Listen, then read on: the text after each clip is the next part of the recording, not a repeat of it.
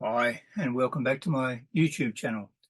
A little bit over a week ago, I think I showed you two cameras that I've got on loan from my friend Graham, and one of them was the Samsung 20 times zoom, half Android, half camera device, which is quite interesting. I've got for sale on Australia's Gumtree at the moment, and I've done a review of that. But now I'm going to review this one here, which I showed you at the same time originally as like that. Is this one here, which if you can have a look at that, that is a Lumix, and it is a Lumix model number DMC TZ80. So it's DMC TZ80, and it's a beautiful little camera. And I've been playing around with it. I wouldn't say I've fully mastered it yet, but I'm getting more and more to like it. And it's got lots of good features. And what's good about it is that I can actually find my way around the menu fairly easily. There are lots of reviews that people have done in depth on this camera and other similar ones to this, which you'll find useful. I'm not going to go into all the in-depth stuff that all those people do. They're very technical. I'm not all that very technical. I just like to have a camera that I think works really well and is practical. And this is growing more and more on me, and I'm thinking I'll probably buy it from my friend rather than try and sell it to someone else. So there you go. Just have a look up here. You can probably see it's got the full complement of settings up there, all the usual things that we look for on a digital SLR or any other type of camera, all the automatic settings and the manual settings and the video settings and different features. Your on-off button is just there. Sorry, just there next to the red button. Just press that one there, and out comes the zoom. It's got a nice strong zoom on it, and it does 4K video. And I've been doing a few samples with it, and I'm particularly impressed with I haven't got any other cameras that have got 4K video on that I don't think of, so I'm really enjoying the fact that it can do that. It's also got a 4K burst mode. There's a little button up here. I can probably show it to you there. That button there next to my finger is the 4K burst mode, and the idea is that you take that. Let's see what happens when I press it. Well, just because I haven't used it yet, this is the first time I've used it. So I'm just going to turn that on. 4K photo mode off. 4K pre-burst. Automatically change to 4K burst when camera exceeds temperature rating. 4K burst single shot. 4K burst in a burst. So that means you take a number of shots in a row like that, I think, when you press this button, and then you can select, and it'll give you individual frames, individual shots taken from the movie frame in 4K, and you can print them off. So let's see what happens when I'm going to, this is the first time I've tried this. So see what happens. We'll go.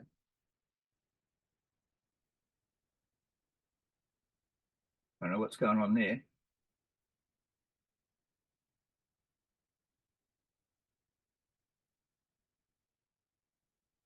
Okay.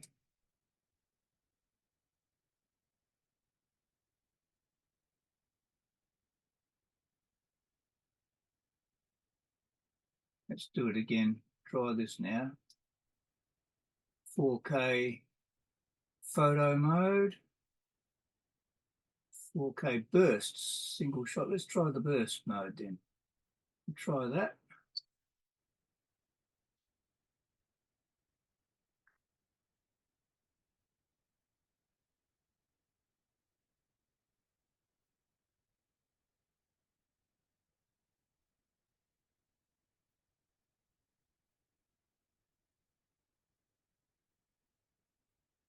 Okay, I can see that that's given me some options. It's a bit hard to explain how that works on the screen here.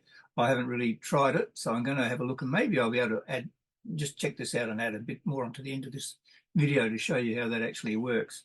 But what I like about it is it's got a menu that I can actually understand. It's got a touch screen, hasn't got a flipped out screen.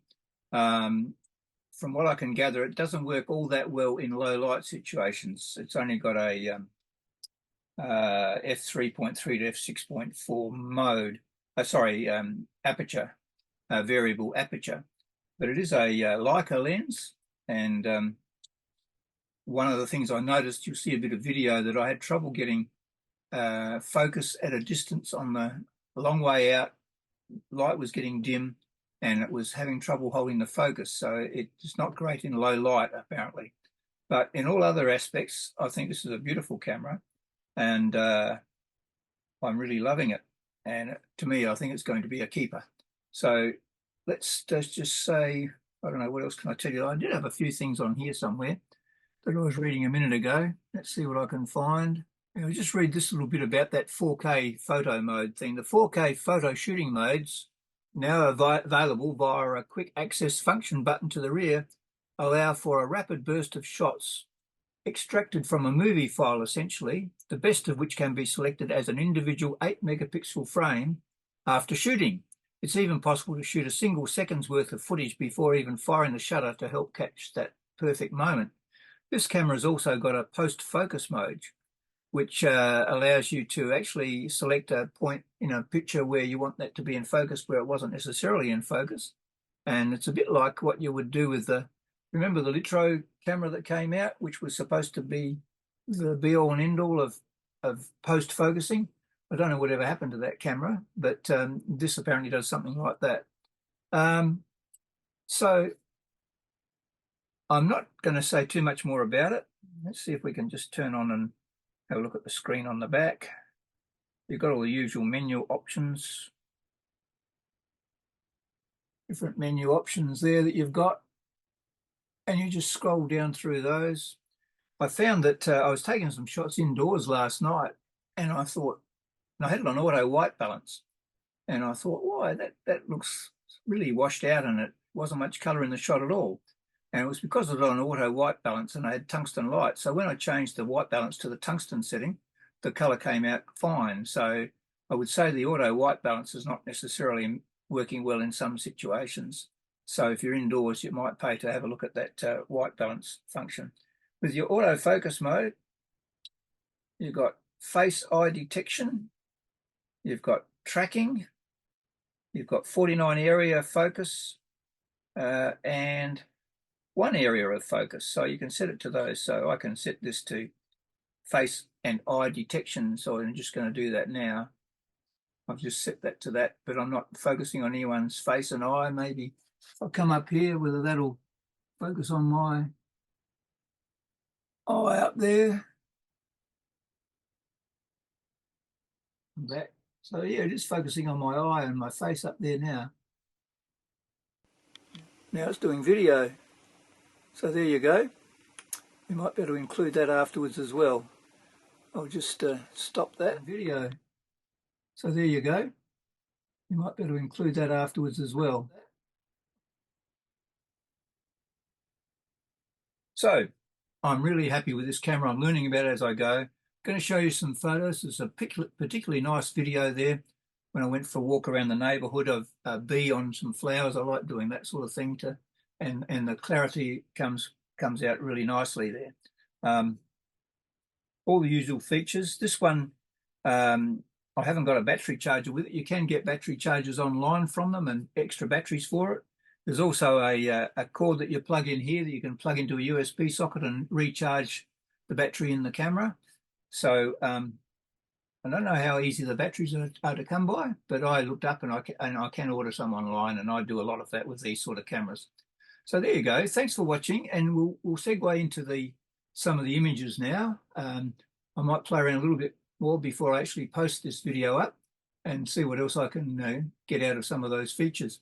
So thanks for watching, and just continue to watch and see, and let me know what you think of this camera if you've got one and you like it or dislike it, or tell me the best things that you like about it. That would be really good. So thanks for watching, and keep watching, and like if you like, subscribe if you wish, and I'll see you at the end of the video. Maybe not.